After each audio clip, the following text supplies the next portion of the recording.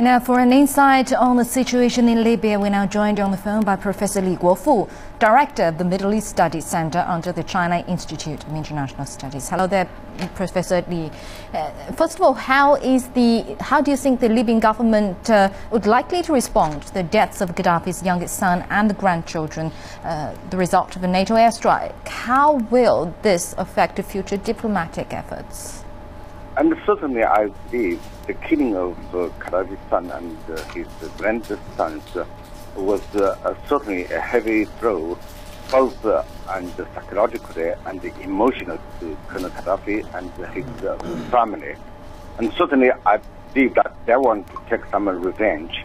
But as a matter of fact, the lack of any means, if they would launch a huge military offensive, that would certainly invite the NATO more severe and attacks. So I believe that Colonel Gaddafi would explore all the necessary means, for example, including diplomatic and political, especially try to win the media, the international media's sympathy, and to try to ease the pressure from the NATO or from the West.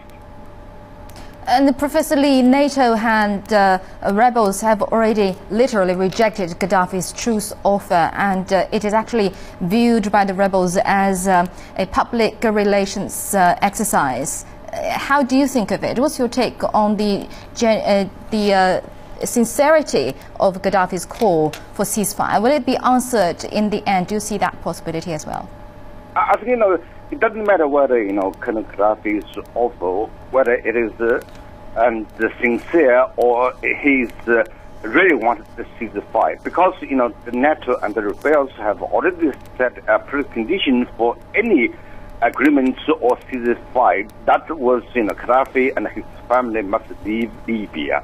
Because, the NATO and, the rebels believe that any kind of political agreements, including ceasefire, would mean that this is somehow to recognize the legitimacy of Colonel Gaddafi, and that would be prolonged the current conflict. So I believe that any proposal without Gaddafi's ouster would be rejected by the NATO. And I also believe that NATO would increasing the military actions to increasing the pressure on Colonel Gaddafi. Thank you very much, Professor Li Guofu, Director of the Middle East Studies Center of China Institute of International Studies.